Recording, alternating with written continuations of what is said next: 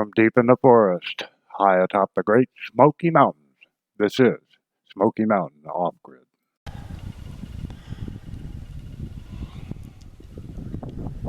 Okay, here we go. Give you a little walk around, show you the scope of what we're dealing with here. Coming in the front gate to the property. Now, off to the south, doesn't look too bad. You'll see how bad it is though.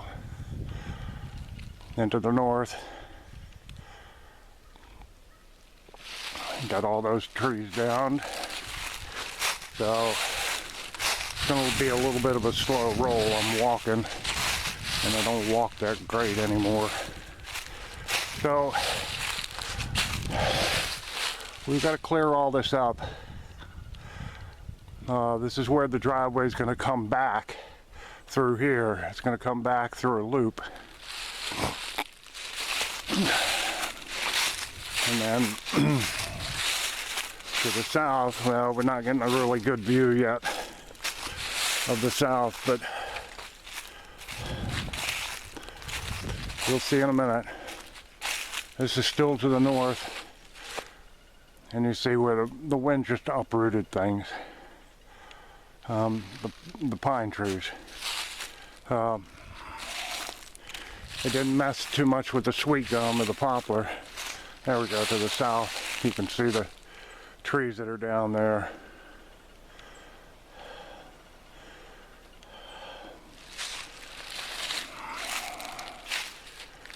And then farther down the driveway, I got the truck parked in there.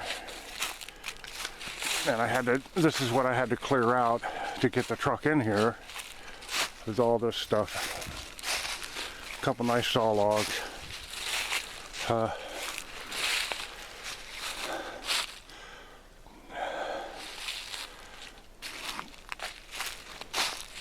And now you can really see this to the south. What kind of damage we're dealing with. And then normally, this would be the parking area. And you can tell the storm came through here, all kinds of stuff strewn all over the place. And this is our temporary setup here.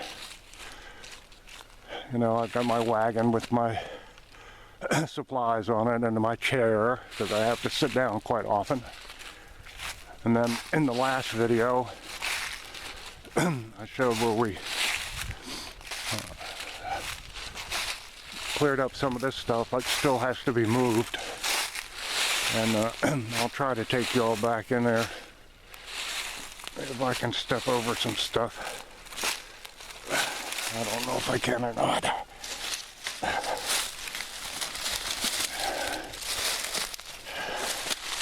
Oh.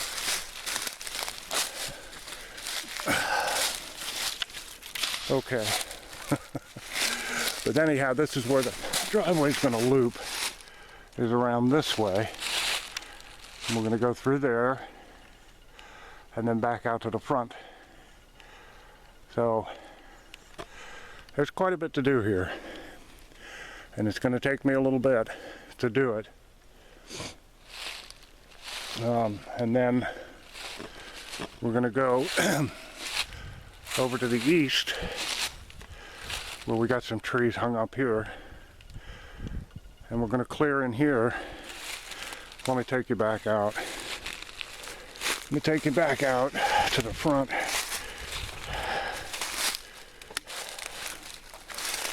So I can, ouch, getting all hung up and stuff. What we're going to do is we're going to clear this out in here, and we're going to put the guest house in here. And that way when you drive up, you come right to the guest house instead of going back there farther to the east. That's where the cabin is. Back there, the cabin, and then I've got a workshop, and the sawmills are back there. And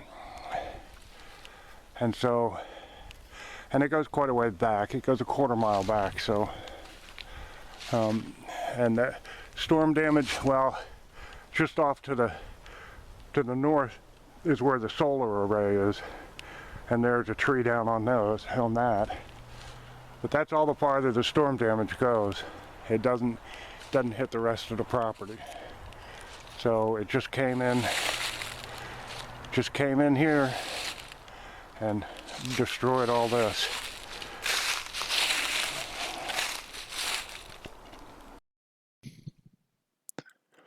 So let me give an attempt here at mind reading. The question on your mind is, at our advanced age and with our physical limitations, why are we doing this? Well, I'll tell you, because it should be an important question and an important subject for everyone in the United States, and the world for that matter. And that is, we just want to be left alone. We're old, we're retired, and it wouldn't matter if we were younger and if, we still had kids in the house, or if we were just starting a household. It wouldn't matter. We would still just want to be left alone. We don't want to be included in the 100-day mask mandate that's coming January the 20th. We don't want to have to carry a passport around in our pocket that says we've been immunized every 3 months. We don't want somebody telling us what we can have in our house, how long we can spend out of our house. We don't want to be tracked every step that we take. We don't want the internet spying on us. We don't want social media spying on us. We don't want the NSA spying on us. We want to be left alone. And as the economy evolves into this crash scenario, then we want to be able to provide for ourselves as much as we can. We can't do it all, but as much as we can. And we don't want anybody coming in and saying, hey, you can't do that.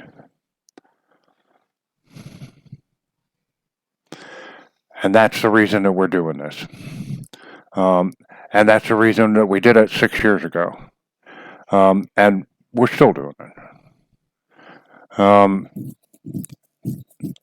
So if you're interested in, see, this project, we're just doing it in the front, I don't know, little bit of the property. It's only like, I don't know, 3 or 4 acres that we're doing this on. And so, and there's nothing there. And we never put anything there because it was too close to the road. It's, 200 feet from the road. But it'll be convenient for us in our old age to have a little guest house there. We don't have to go deep into the property, all that kind of stuff. And so for you young folks out there, or even older people, interested in developing a homestead, it'll be something you can watch and see how it's done on a shoestring. We don't have a lot of money, so I can show you how to do that, because it ain't my first rodeo. All right, so I just thought I'd give you the general scope. I've given you the backstory. I've given you the scope of what we're dealing with now, the extent of the damage that's been done. And now you get to see how it goes. It's going to take me 10 times as long as it would take anybody else. But what are you going to do for the next 12 months? And that's how long I figure it'll take me. And that'll take us into close to 2022, and the economy will be crashing then. So we'll see what happens, won't we? All right, that's all I got for this time. So until next time, toodaloo.